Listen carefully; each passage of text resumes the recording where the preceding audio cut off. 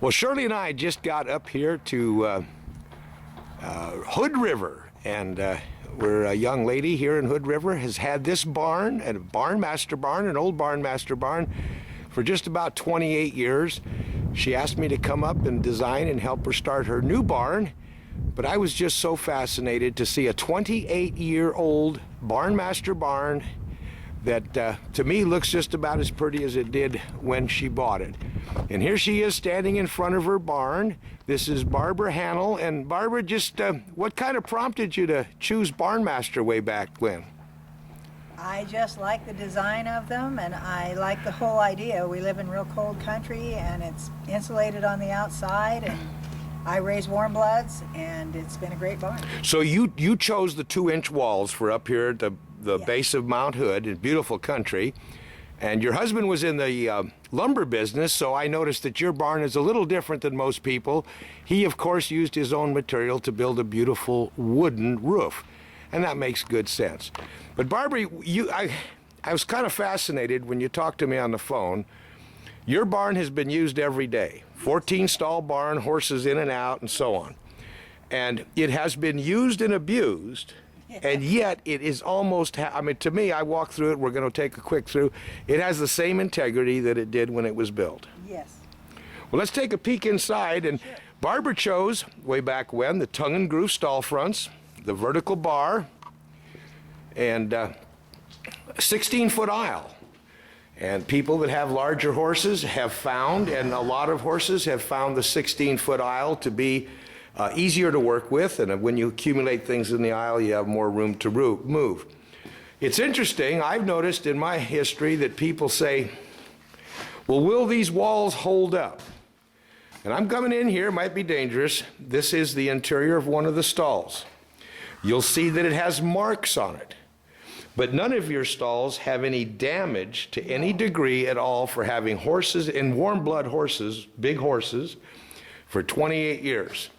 I noticed that you did put in the rear shuttered grilled windows to give you a little ventilation in the summer, but it helps keep it warm in the winter. Yes. Okay, very good. Now your stalls are 12 by 12, and you chose the vertical full grill dividers.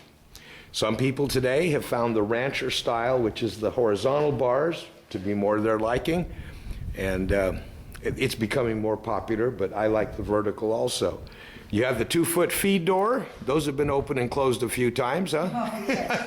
Yes, very much So so. I was just fascinated when Barb told me her barn was 28 years old, and I think it's a testimony to the style and construction that today MDBarnmaster, which is a combination of those two great companies, is now producing. There have been some innovations made to the betterment of the barn itself. We're now all bolt together, which will make it easier to install. Now, Barbara, your new barn is not going to have the wooden roof. We're going to stick with the right. Okay, with the metal roof. See, I even have a Barnmaster set of stocks. Yes, you do. Barn, there you do. and you know, those I've had plenty of neighbors that have had those, and I know they like them. Now this is how big my horses are. Oh my gosh, hello. And I have brood mares, and I don't have any babies right now. Right. This is why I don't let her hang her head out, though, because of the No. water. But this is the old grill that we used that first came with the Barnmaster. Okay, yes, that's a product that's still available, not popular, but it's an option that could be I had. have the other one that snaps in, but they tend to lean down. Now you can see how big she is. Yes. They rub their butts on everything, and they bowed that door. So we put these on some of them. Okay.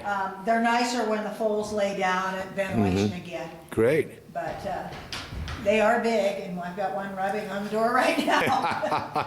Well, you know, you made a comment that I think is most important, Barbara. It is a horse barn, Yes.